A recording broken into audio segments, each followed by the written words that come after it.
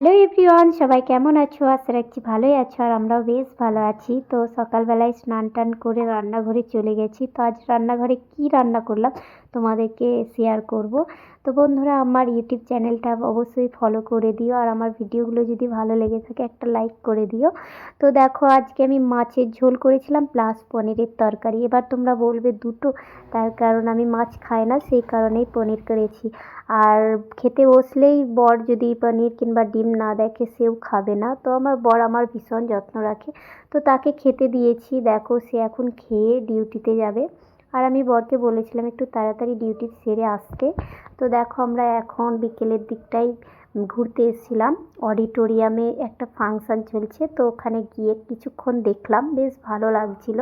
তো এখানে বাচ্চাদের ছোট ছোট বাচ্চাদের নাচ হচ্ছিল, ভীষণ ভালো লাগছিল। তারপরে চলো এবার বাড়ির দিকে যেতে হবে, তার কারণ অনেকটাই বেলা হয়ে গেছে। এরপরে এসে আমি দেখছিলাম আমার গাছগুলোর কি অবস্থা, গাছগুলোতে জল লাগবে, তো গাছের কিছু পরিচর্যা করছিলাম। যাই হোক বন্ধুরা, আজকের ভিডিওটা এইটুকুই।